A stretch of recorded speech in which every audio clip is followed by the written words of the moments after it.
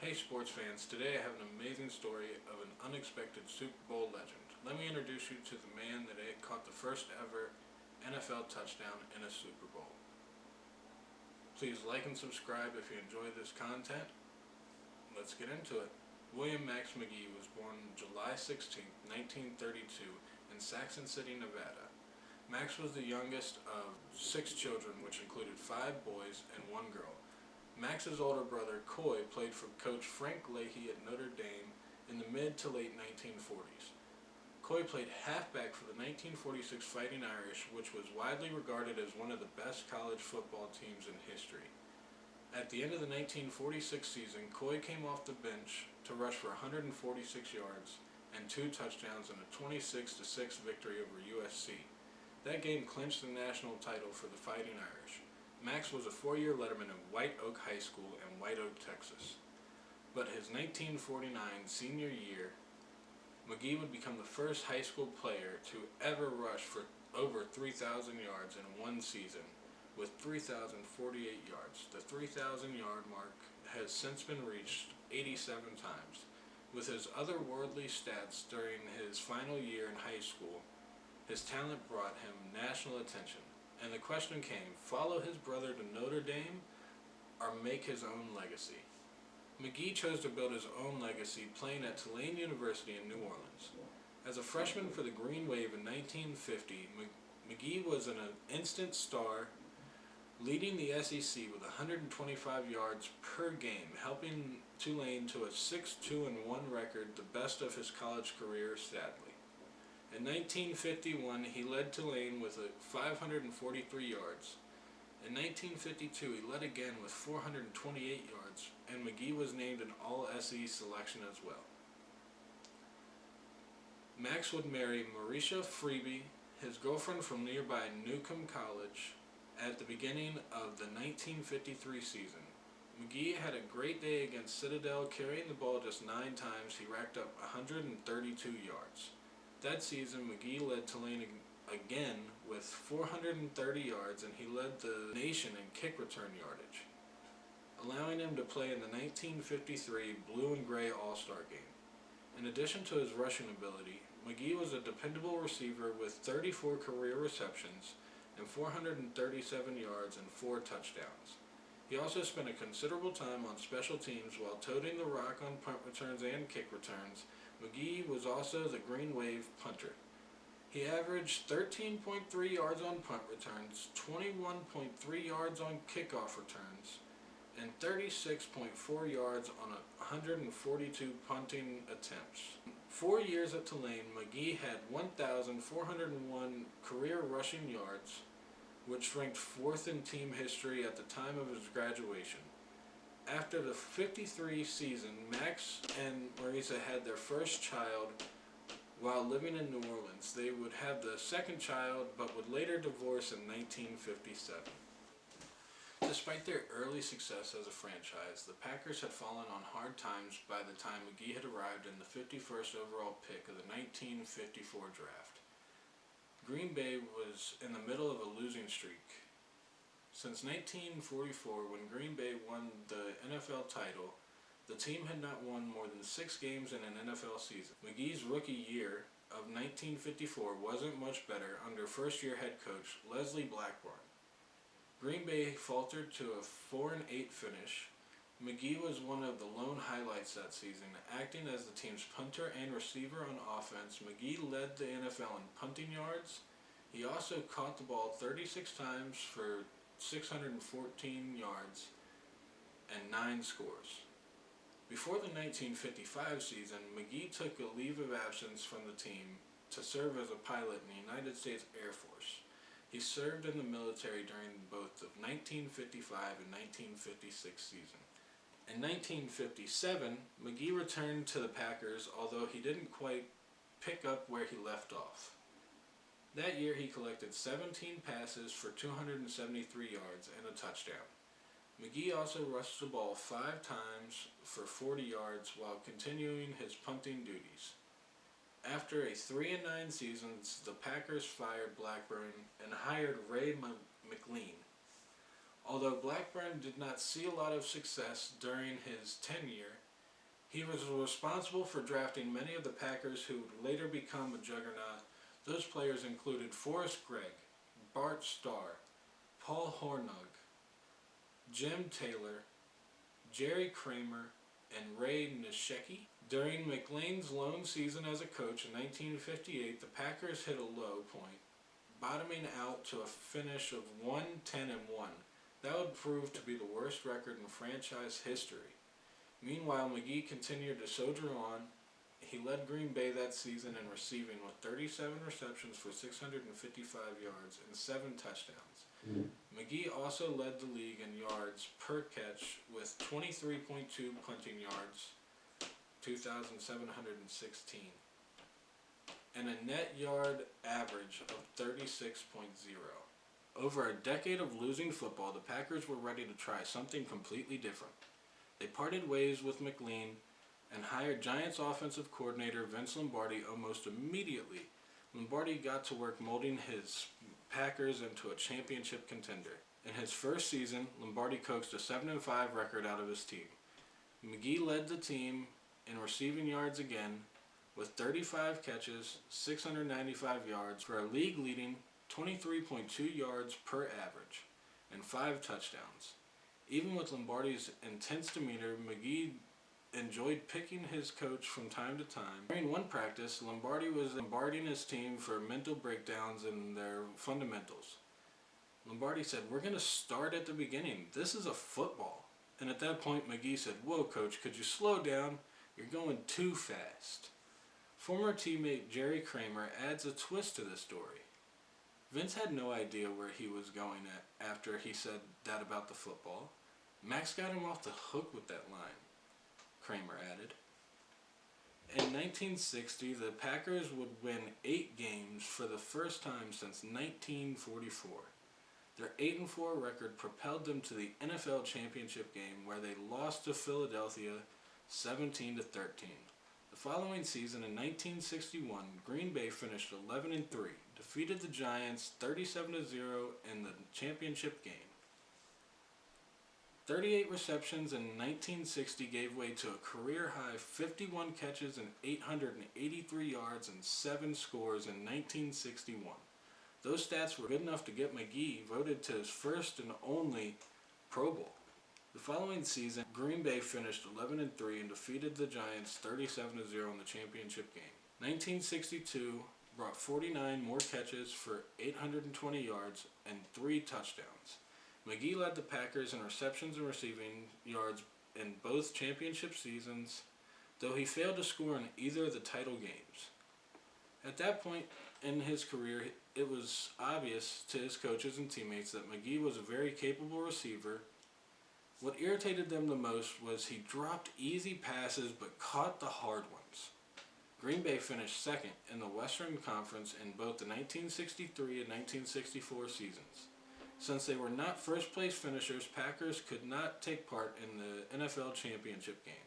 However, at that time, there was a third-place game called the Playoff Bowl. The winner of the game would be the official third-place winner behind the 2 teams that played in the title game. Green Bay split the contest both years, first defeating Cleveland Browns 40-23 in 1963 and losing to the St. Louis Cardinals 24-17 in '64. McGee continued to contribute both years, compiling 70 total receptions, 1,341 yards, and 12 touchdowns. Beginning in the '65 season, McGee's career began to decline. While the Packers were on their way to a 10-3-1 record and an NFL championship over the Browns, McGee rarely saw the field that season. He started only 1 game, caught 10 balls for 154 yards, and scored 1 touchdown. In 1966, in his 11th season, Green Bay rolled over their opponents and ended the season 12-2. But McGee was on the Packers roster mainly as a veteran presence. Age and injuries kept McGee on the sidelines that season, and he did not start any games. He was only able to catch 4 passes for 91 yards and score once during the season. About the only thing McGee was known for that season was partying with some of his teammates. He had been divorced for years and living high on the single life with the likes of Paul Hornung. Their very late nights and early mornings were no secret to Vince Lombardi or the team. Little did McGee, Lombardi, Hornung, and the Packers know that McGee's nightlife would soon become the narrative of a legend. The team then dispatched the Cowboys in the NFL Championship 34-27. In any other year, that would have been the end of the season.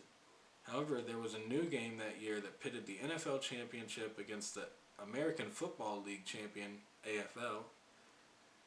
It was affectionately called the Super Bowl. Super Bowl I would be played in Los Angeles Coliseum and would showcase the Packers and the Kansas City Chiefs to the leading up to the game. Lombardi was adamant that his troops be disciplined and treated just like any other game. With his fate on the bench during the game assured, McGee decided to break his coach's curfew after the team bed check and spend the evening partying. He invited Hornung, but his teammate declined, citing a sore neck and the fact he was getting married later that week. At 6:30 the next morning, McGee called Hornung's room after breakfast. McGee decided to take a quick nap. Once he awoke, he made a request to the starting receiver, Boyd Dowler, begging him not to get hurt. Quote, because I was out all night and I had a few more drinks than I should have and I didn't get much sleep. So just don't go down. As fate would have it, Dowler would go down with an early first quarter injury, one that would keep him out for the rest of the Super Bowl. At that moment, Hornung and McGee were sitting on the bench having a chat about the previous night, oblivious to what was happening on the field. McGee, get your ass in there, yelled the coach. Startling McGee, he jumped up and headed towards the field. That's when he realized he didn't have his helmet. In fact, his helmet was still in the locker room where he had left it since he didn't expect to play. A teammate shoved his helmet towards McGee, and the receiver entered the game.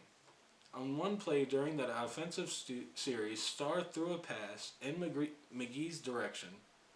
The only problem was the receiver couldn't see the pass because he was wearing a lineman's helmet. On the next offensive series, McGee was back, but this time he had found a helmet with a single bar across the front. This would be the difference on one small post pattern during the fourth play from scrimmage. While McGee ran his route, Starr spotted him wide open. Just as Starr threw the pigskin, he was hammered on a blitz, and the ball arrived slightly behind McGee. An amazing athletic move. He reached back, snagged the ball with one hand. McGee brought the ball into his chest and continued to run away from all the defenders all the way to the end zone. Just like that, the inebriated McGee, who hadn't expected to play, had scored the first touchdown in Super Bowl history. For the remainder of that historic day, McGee continued to dazzle and surprise his teammates. In the third quarter, he and Starr connected again on a 13-yard touchdown reception. The Packers easily won the first Super Bowl 35-10. McGee's total stats for the contest were 7 receptions for 138 yards and his 2 touchdowns. McGee was going to call it quits after the 1966 season, but decided to stay one more year in 1967. Just like the previous season, he did not start any games and was on the receiving end of just 3 passes for 33 yards. The Packers went 9-4-1, defeated Rams and the Cowboys in the first 2 rounds of the playoffs, and faced the Raiders in Super Bowl II. For McGee, the second Super Bowl would not be anywhere near as eventful as the previous year. This time he was ready for the game. He had his helmet with him and saw some game action. During the third quarter, Starr found his teammate for a 35-yard gain that would set up Green Bay touchdown. That was it for McGee's personal stats for the game. The Packers would net their second Super Bowl championship with a 33-14 win. Not long after that, McGee called it a career. In 12 years, he had 345 receptions for 6,346 yards and 50 touchdowns. McGee also punted 256 times for 10,647 yards and had an average of 41.6 yards per punt. He went to the Pro Bowl once, was a first-team All-Conference one time, won 5 NFL championships, was a 2-time Super Bowl winner. A great career if you ask me. While he was still playing for Green Bay, McGee and a teammate, Fred Fuzzy Thurston, operated a number of restaurants. When he retired, McGee eventually became a part owner in a chain of restaurants called Chi-Chi's. The name came from fellow owner Morano McDermott's wife, who had the nickname in childhood. The franchise soon became very successful, making McGee and his partner wealthy. The duo's initial investment of $600,000 ballooned to a value of over $1 billion. McGee eventually sold out his share of the chain in the mid-1980s and invested in several Native American casinos in Wisconsin. That endeavor also made him a lot of money. In addition to his lucrative businesses, McGee was an analyst for the Packers radio broadcast, a position he held for nearly 2 decades. He was voted into the Packers Hall of Fame in 1975. McGee eventually got married for a second time to Denise Dawson. Together, the couple had 2 boys that McGee loved dearly. One of their sons, Dallas, was born with type 1 diabetes. McGee sprang into action and founded the Max McGee National Research Center for Juvenile Diabetes in 1999 at the Children's Hospital in Wisconsin. In 2002, he was diagnosed with early form of Alzheimer's. On October 20th, 2007, McGee climbed onto the roof of his house to blow leaves off of the shingles. Sometime later, Denise arrived home to find McGee lying in the driveway, unconscious and bleeding from his head. He had apparently slipped on the shingles and fell onto the driveway below. By the time the paramedics had arrived, McGee had passed away at the age of 75 due to blunt force trauma to his skull.